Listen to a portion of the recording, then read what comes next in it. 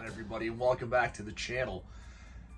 We're deep in Halloween season now. I'm excited to share this with you. We're going to do our first of our movie series review for the October season, and we're going to cover a franchise that I absolutely love, a series that I saw the first movie 25 plus years ago. I actually did the 25th anniversary review when I started the channel. We're going to go back to Scream from the 1996, the original series. There are 6 movies in this franchise. As you can see, I'm a pretty big Scream fan. I've got one of the NECA characters. I've got the Tiny Terrors. I've had the Ghostface mask up there. I actually have an old Ghostface mask from like when Scream first came out. Love this franchise. And it's one of the franchises I'm excited this year because I don't believe there's truly a terrible movie in the franchise. Now, there are different levels of quality, and I'm going to walk through all 6 movies, tell you when the movie came out, talk a little about the killer or killers, give me my favorite scene in the movie, maybe give you a little box office history in the movie. So we'll just kind of go through and share all the really cool stuff about this amazing franchise, and really the franchise that revitalized the horror genre. So without further ado, let's dive into my 6th place movie. So for 6th place, we're going to talk about Scream 3. Scream 3 came out in the year 2000. It was still wildly successful. It made $168 million. This movie was interesting because this movie tried a little too hard to be meta. You know, took place in Hollywood. It was tied into the Stab franchise that we saw in the second Scream movie, you know, with Tori Spelling playing Sidney. So there's a lot of meta pieces into this movie. There's a lot of humor in this movie. And while this movie to me is the least successful of the franchise, I would give it a 5 out of 10. It's still an entertaining movie. And I like the fact that the villain in this movie is a singular villain. He does tie into other villains and other characters, but it's at least cool to have this. You know, we have all these red herrings that go through all these movies, and you have so many villains and so many contrived reasons for killers to be in the series. For Scream 3 to have a singular villain, still with a somewhat contrived, reason, but at least it was more plausible than what you see with some of the other movies, right? You had some stuff here that wasn't super plausible. The voice-changing device that could let you change the voice to, other people. You had Sidney's ghost mom in the movie, so there was some weird stuff in the movie. And when you go back and look at it, it's probably the weakest kills in the franchise. They try to get some really big, over-the-top stuff like explosions, a lot of hidden deaths, a lot of, kind of out of nowhere. Obviously Dewey, again, getting stabbed and somehow not killed, and Gale, somehow coming through the whole thing again. But when I look at this, I think the best death in this movie, I think the scariest, is Sarah's death. Sarah was played by Jenny McCarthy. She goes to a wardrobe fitting, and what happens is she gets a call, believing it's from the director. It isn't. It's from Ghostface. And she gets stalked through this prop department, and there are prop knives, and there's tons of Ghostface costumes. This is the one scene in the movie, the whole movie, I believe, actually brings a level of suspense. So I think it's well done for that. Our main killer is Roman, who turns out to be Sidney's long-lost brother from her mother from a different relationship. Again, not a bad killer. The motivation's okay. It's fun enough. Like I said, it's a decent movie. I think the weakest kills, really solid box office, though. So, while it's not a bad movie, I just think it's the most mediocre of the franchise. And the one I would say, even if it's on, I will watch it because I think all the Scream movies are relatively entertaining. There's really no movies that have terrible acting or terrible effects. So I think it's still a decent movie. I give it a 5, but it is the weakest of the Scream franchise. Let's talk about number 5 on our list. And this one's going to surprise a lot of people because a lot of people have this movie ranked very highly. And I remember when this movie came out, there was a lot of talk, and this actually even takes place in this movie. There's talk about how people can't create a great sequel. And a lot of people equated this to being as good as the original. Now, I don't think that it stood the test of time. I thought it was okay when I first saw it, but I was not blown away by it like I was the original Scream. But we're going to talk about Scream 2. 1997, $172 million. Incredibly successful. Only made $1 million less than the first movie. Again, you had some interesting villains in the movie. You had some interesting deaths in the movie. There was some really cool stuff. Young Sarah Michelle Gellar having a pretty interesting death in this movie. Bringing in some well-known actresses in as some of the sorority actresses in the movie. So the movie had a lot of really cool stuff going for it.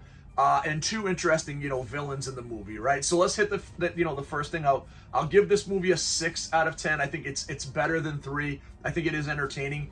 I think it is a little too over the top, but some great actors that were added in. Jerry O'Connell.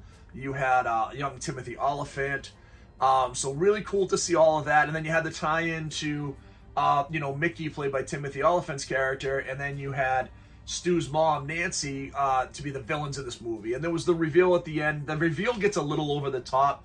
The whole, in the theater where they're shooting the play, and you have all this, college theatrical stuff, fake lightning, fake props, stuff kind of all over the place. The weird piece at the end with Cotton Weary, going in and negotiating with Sydney to do an interview on one of the TV shows to actually save her, which is not a great character arc redeeming factor. But again, it's not a bad movie. Against, Tui gets jacked up again in this movie.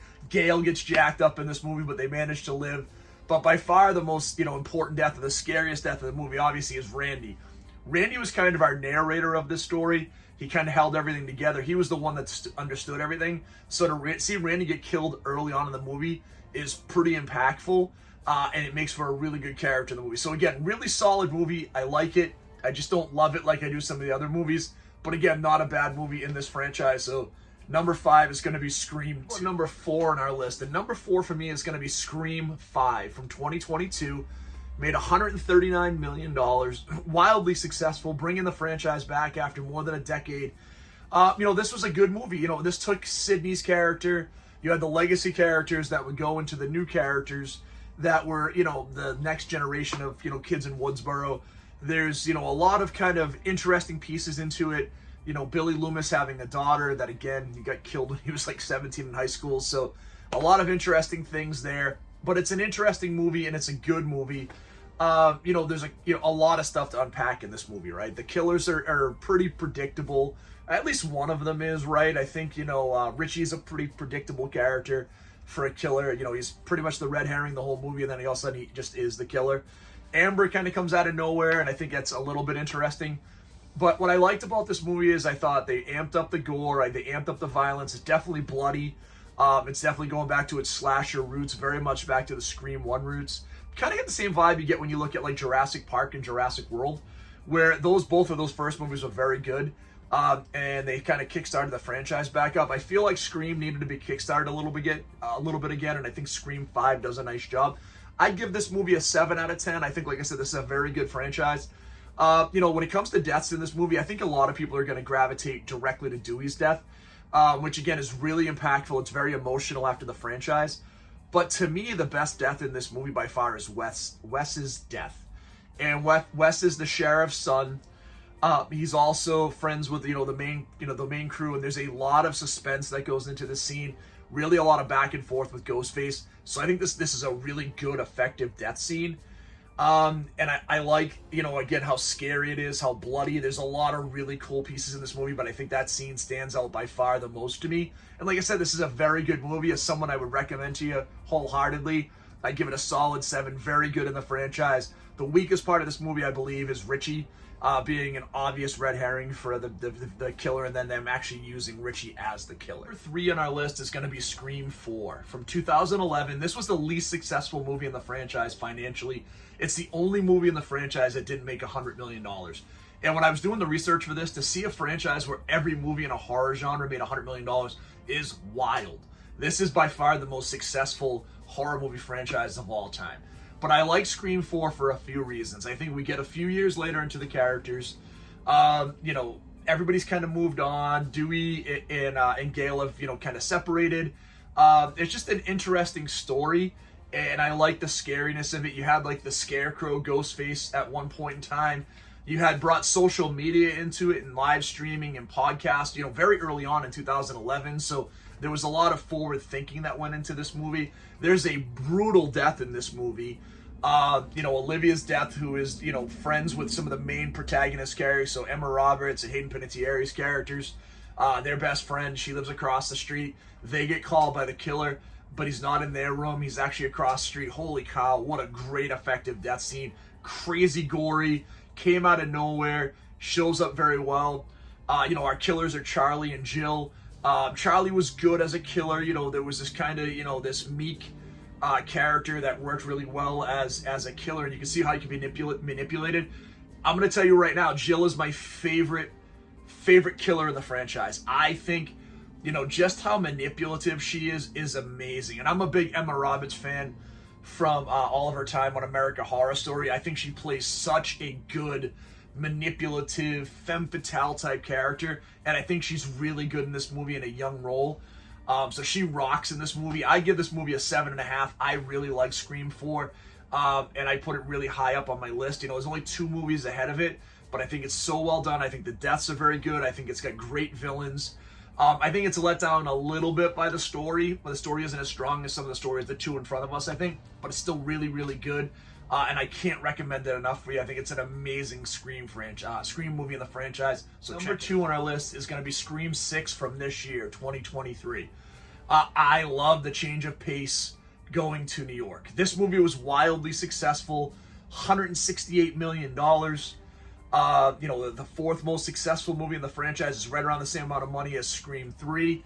Moving our characters cross country and only having like one legacy character. Well, we brought back Hayden Panettiere's character too, so a couple of legacy characters.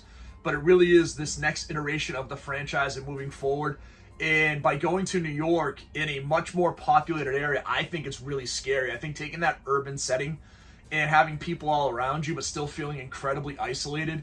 For anyone, when I shot my movie review, I had just gone to New York for business, and it was funny. I had been in downtown Manhattan, I had been on the subway, and I was talking a lot about like how you do feel isolated in New York, even with thousands of people around you, and this does a really good job of that. And there are 2 scenes in this movie, before we talk about the killers, that really stand out to me, like head and shoulders above all of them. The bodega scene, where our main characters, you know, they're trying to look for help. They go into the store, the other people try to help, and the killer just wipes out everybody, and he's just super ruthless. Again, this movie's gory, it's intense, it's violent, so good. So that scene's amazing. And then we get into Laura, who's the professor at the very beginning of the movie, played by Samara Weaving. Now, we all know as Scream movies, we know a main character actor, especially a genre actress like that, at the beginning is going to get killed. But it's still really good. And then what it leads right into afterwards, where the person playing Ghostface gets killed right away, you're like, holy shit, this came out of nowhere. So it's really good and effective. I love everything about it. This is probably the toughest part for me, and this is the reason maybe I don't have 6 as the best movie. The villains are our bad guys. Our Ghostface characters are a little contrived. You know, we have Richie's family, so we have his brother and his sister and his dad are the villains in the movie. They've created this shrine. They've actually gotten all the weapons and props for murders in real life, so there's DNA evidence everywhere. It's a little weird and a little contrived, and there's a lot of red herrings again in this movie. But when you put it all together, the young cast, the setting, the pacing, the gore, some of the action scenes, even the scene when they're trying to get from one apartment building to the other on the ladder, which is really intense and scary. Like, it's just such a well-done movie, and I love the pacing. That subway scene with Ghostface in the subway, just a really good, scary, fun Scream movie that takes itself really seriously and has, you know, good actors, good set pieces, good gore. So for this one, I'm going to give it an 8. I think it's really good. I absolutely recommend you see this movie. My 2nd favorite in this franchise. Where else could this have gone, right? And you actually know, for most of my movie franchises, I actually don't pick the kickoff movie because I think it takes a little while to find the voice.